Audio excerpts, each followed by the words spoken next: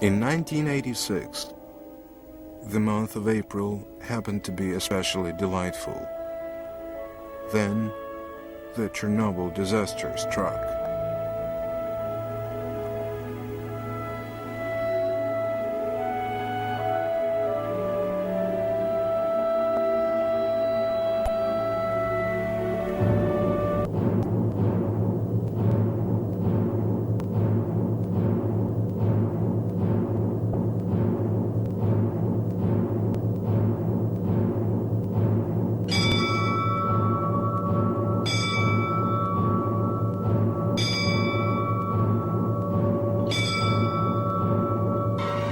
The National Chornobyl Museum.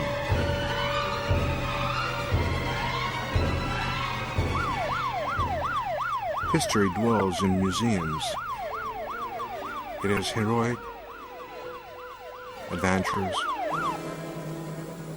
tragic, dreadful.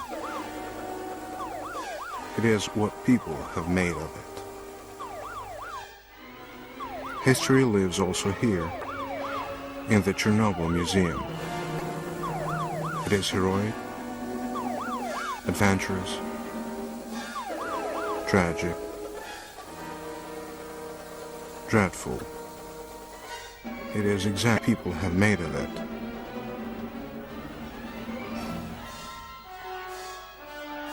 Here in the museum live the shadows of those who quelled the infernal fire and vanished in it themselves. We shall not bother with their names. Everyone knows them. The Chernobyl Museum is a special museum. It is a museum commemorating a single event, a tragic event. The event began in April 1986, and its effects linger on.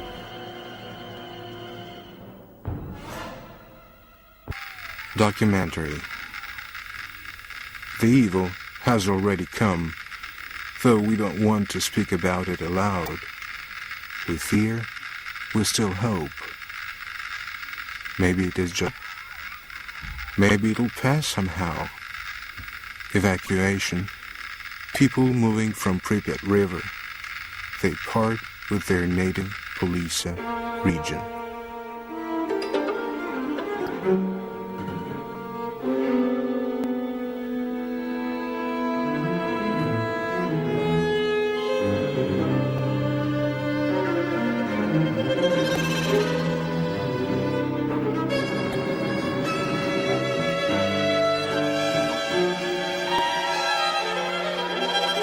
On the 1st of May 1986, we still feel festive. And Chernobyl has already split our life into before and after, into victims and those to blame.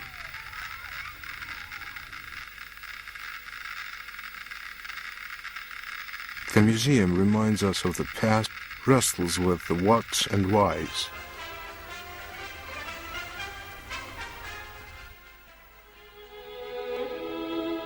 Liquidators, men and women of various trades, confessions, nationalities, ages, both military and civil. Dozens, hundreds, thousands, tens of thousands, hundreds. Oh Lord, how many people were touched by the flames of Chernobyl? How many lives affected by the invisible infernal fire?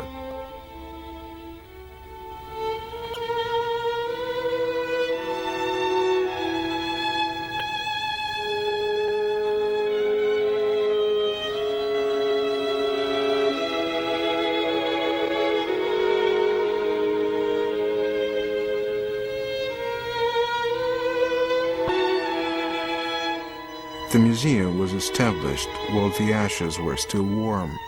Thank God, there were people who had enough wisdom, willingness, and sense of obligation.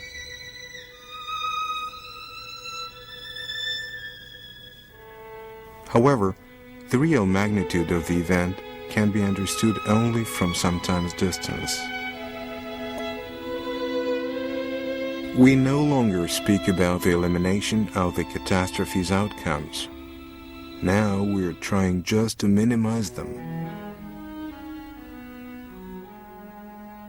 At least, that's more candid, since we're going to live with the Chernobyl in the next millennium as well.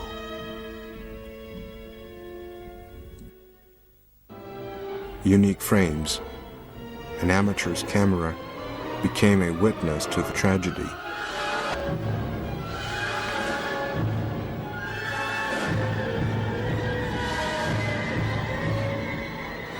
Liquidators, dead and alive, smitten by Chernobyl. Please forgive those whom you protected with your bodies, whom you saved forgetting about your own lives and health. There was no time to think about oneself.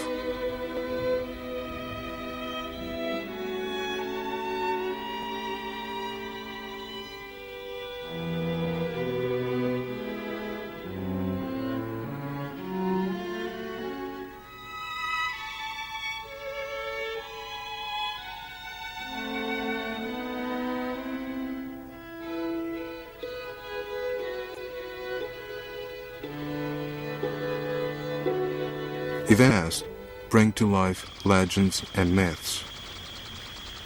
People forget details, the primary sense of events, their importance and scope.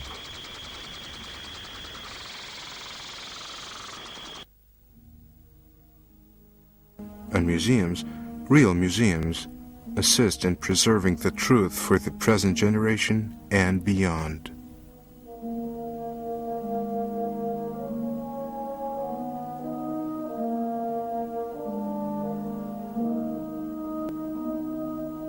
Thus, the museum is an attempt to present the facts behind the accident and comprehend how the tragedy could happen.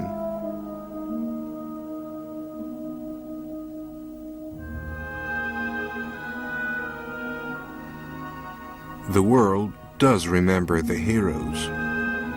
The world bows to you and great deeds. The world is helping us to survive the outcomes. However, in the end, the burden of Chernobyl is Ukraine's to overcome. Ashes of Chernobyl, the toll of Chernobyl. This is why people come here and pay tribute.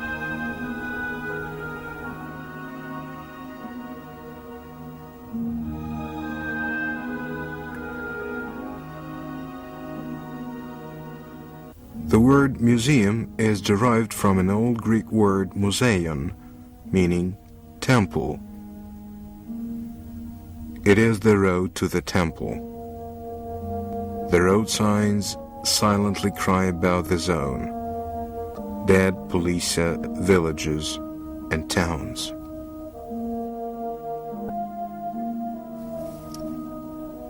Will the road lead to the temple?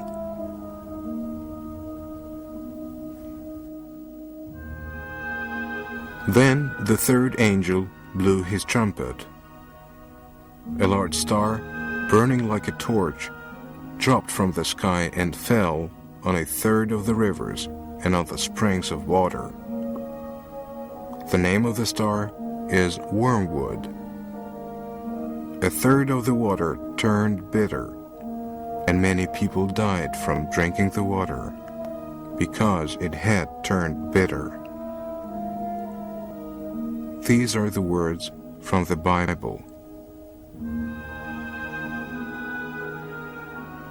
Chernobyl in Ukrainian means wormwood, which grows only in Polissa.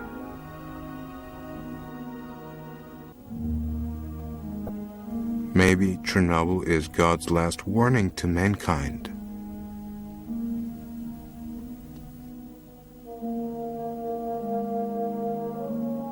But if the good in people overcomes evil, there is hope for salvation.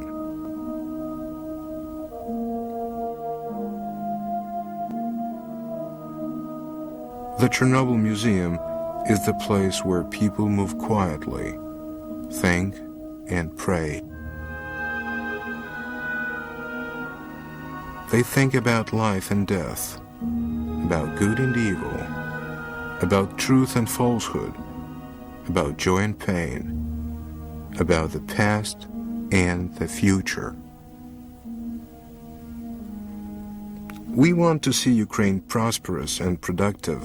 We want Ukraine to become a place where people, nature, and technologists exist.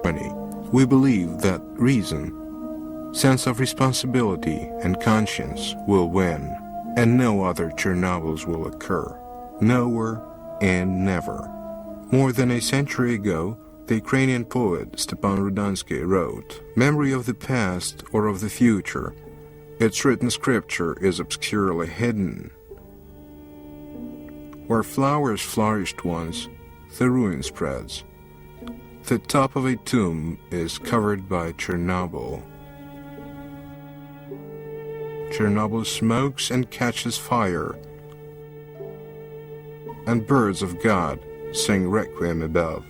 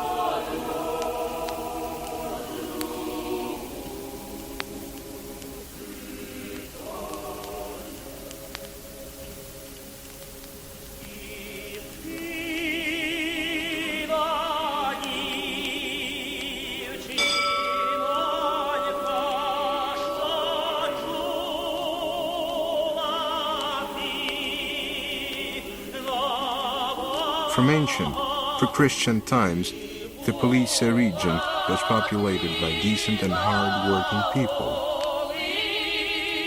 They came to this world, grew, raised their children, and passed away in a never-ending succession.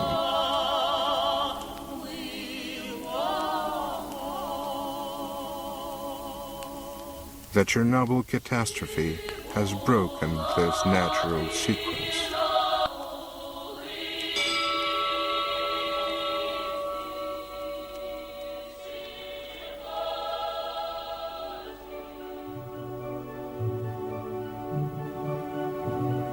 Children of Chernobyl, they were hit by the accident in their childhood. They are to live on with the tragedy, and their children and grandchildren as well. That is the common fate of us all.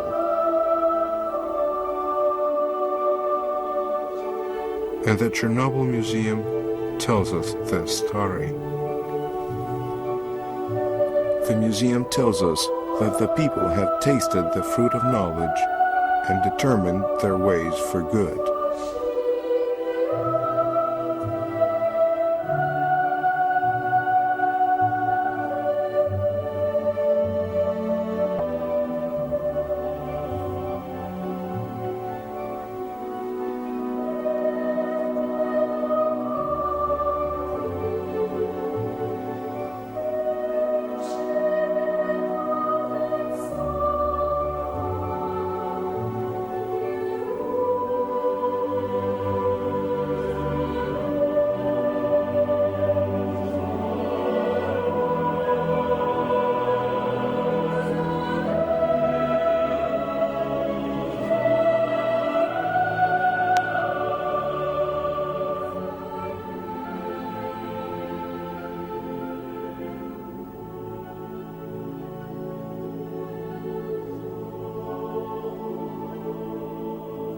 The museum reminds of the Judgment Day, of the Salvation Ark.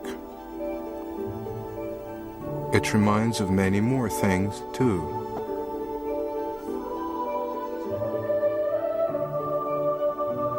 Because in the Chernobyl Museum lives history. Heroic, adventurous, tragic, dreadful. It is what people have made of it. Chernobyl Museum is the museum of truth.